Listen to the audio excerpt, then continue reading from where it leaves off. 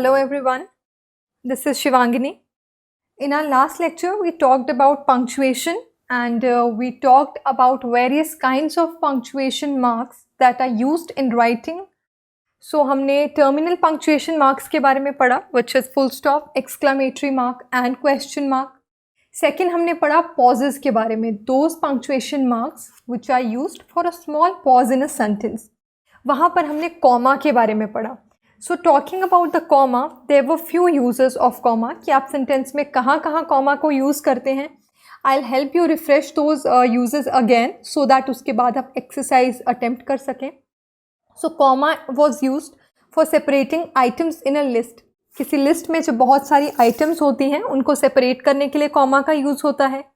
Then it is used to separate words that aren't part of the sentence.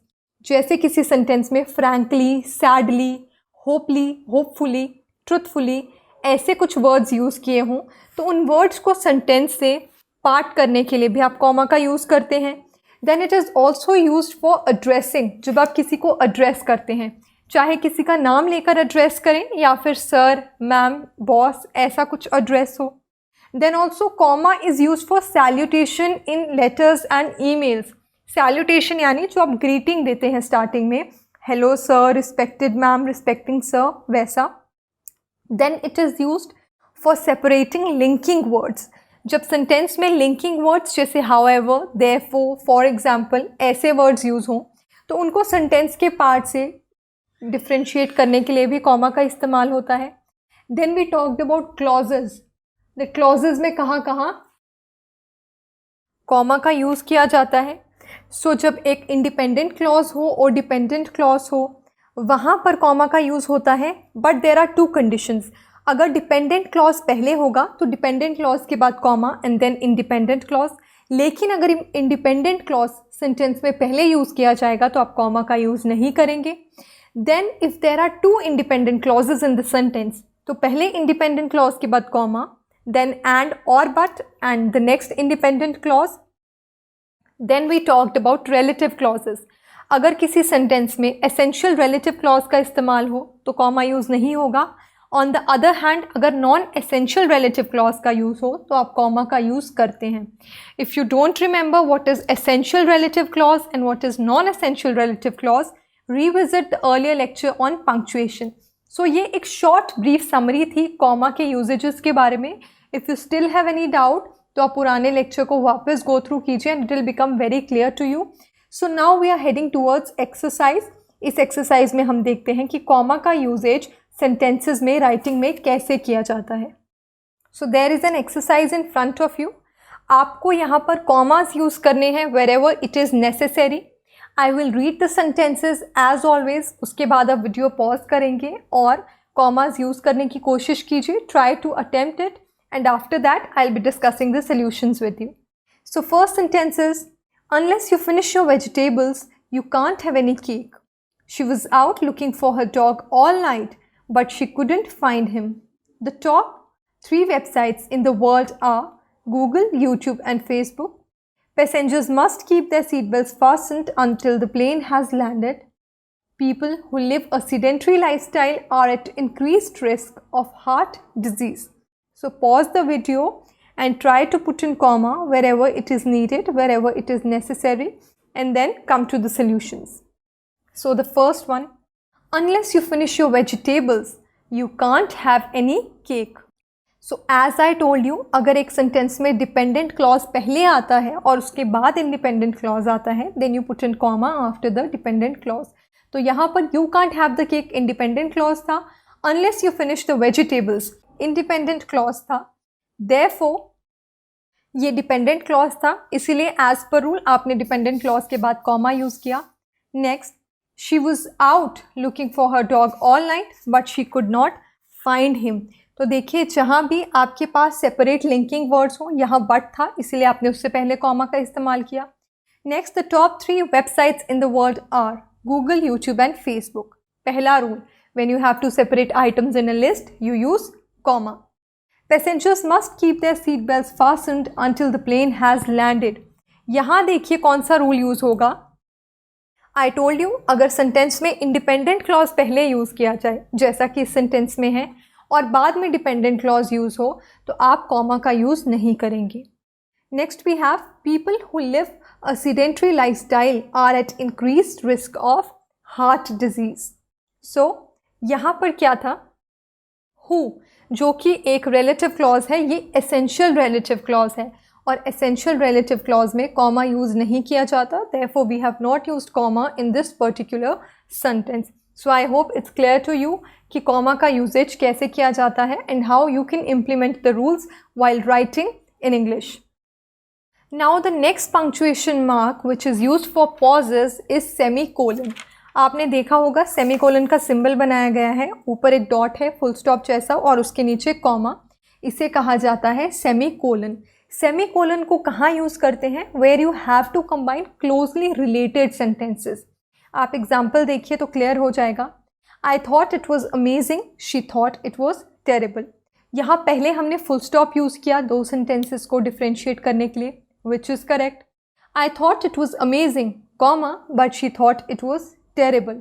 So additional word था sentence में तो comma use किया, ये pattern भी ठीक है।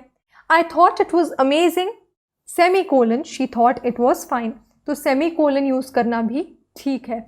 जब सेंटेंसेस थोड़े बहुत रिलेटेड हो, बिल्कुल सेपरेट ना हो, तो आप सेमीकोलन का यूज़ भी कर सकते हैं। So you don't have to get confused because in many cases ऐसे सिचुएशन आते हैं जहां आपको लगेगा कि कॉमा यूज़ करना भी सूटेबल है, फुल स्टॉप भी सूटेबल है एंड सेमीकोलन भी सूटेबल है। That is why I have put in this example because it will make clear to you that you don't have to get confused. बहुत cases में ऐसा overlapping होगा but all the options are correct. आप comma use करें, semicolon use करें या full stop use करें, provided you are following the rules. Now let's look at the next usage. The semicolon is used to combine closely related sentences, conjunctive verbs जैसे however, therefore, for example. अब आप example देखिए, जो closely related sentences हो वहाँ पे आप use करते हैं सेमीकोलन, और जहाँ पर ऐसे कंजंक्टिव एडवर्ब्स होंगे वहाँ भी सेमीकोलन का यूज़ होता है। Her parents wanted her to be a doctor, full stop, या आप यहाँ पर सेमीकोलन भी यूज़ कर सकते थे, however, comma, she had other plans. Next sentence, this is a great book, full stop or semicolon, both are correct. In fact, comma, it's one of the best I have ever read. Next punctuation mark which is used for pauses is colon. Colon में दो dots हैं vertically, एक ऊपर एक नीचे। सो semicolon में याद रखिएगा डॉट एंड कॉमा वर्टिकली, और कोलन में दो डॉट्स हैं। अब कोलन कहाँ यूज़ होता है? Colon introduces information after an independent clause. एक इंडिपेंडेंट क्लॉज के बाद जब आप कुछ इंपॉर्टेंट इंफॉर्मेशन देते हैं तो आप कोलन का यूज़ करते हैं after that independent clause. For example, Danny seafood restaurant specializes in 4 items. यहाँ ये इंडिपेंडेंट क्लॉज था, इसके बाद आप कुछ इन्फॉर्मेशन देना चाहते हैं तो इसीलिए क्लॉज के बाद कोलन यूज़ हुआ। Prawn, shrimp, crab etcetera. whenever you drive you must do the following: colon, wear your seat belt, comma, obey traffic rules, comma, and keep your eyes on the road. तो आप next part में comma का भी जो usage है वो देखिए। Next part में हम लिस्ट दे रहे थे, तो जब लिस्ट दे रहे हैं किसी चीज़ की then we are putting in comma, और इंडिपेंडेंट क्लॉज के बाद आप कोलन यूज़ करेंगे जब उसके बाद आपको कुछ इंपॉर्टेंट इंफॉर्मेशन देनी हो। Also colon introduces information after an independent clause. For example, let me make this very clear. यहाँ ये independent clause था, let me make this very clear, यानी आप इसके बाद कुछ information देने वाले हैं, इसीलिए आपने colon use किया। If you fail another test, comma, I'm taking away all your video games, full stop. I'd love to move to Japan, comma, but there is one big problem. आपने कहा कि एक बड़ी प्रॉब्लम है, कुछ information दी है, अब आगे आप पूरी इन्फॉर्मेशन देंगे इसीलिए colon.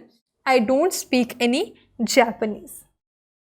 So for pauses we use commas, semicolons and colons. अब इनका यूजेज क्या है वो हमने डिस्कस किया। In order to make it more clear to you, let's discuss this exercise. I read the sentences, आप वीडियो पॉज करेंगे, ये जो पंक्चुएशन मार्क्स हैं पुट इन करेंगे सेंटेंसेस में before looking at the solutions. Number 1, Mr and Mrs Jones are very wealthy, however they still live a simple life. You don't have to eat the pudding if you don't like it, The most important principle in business is this: respect your customers. Each student learns in a different way. The teacher, therefore, must include activities that cater to various learning styles. Now, these are the solutions. Mr. and Mrs. Jones are very wealthy, semicolon. However, they still live a simple life. You don't have to eat pudding if you don't like it. The most important principle in business is this: colon. यहाँ colon क्यों? Because I told you, जब आप एक independent clause के बाद कुछ important information देना चाहते हैं, you are going to use colon after that independent clause. Next, each student learns in a different way. The teacher, comma, therefore, comma, must include activities that cater to various learning styles. So this is the usage of comma, colon and semicolon.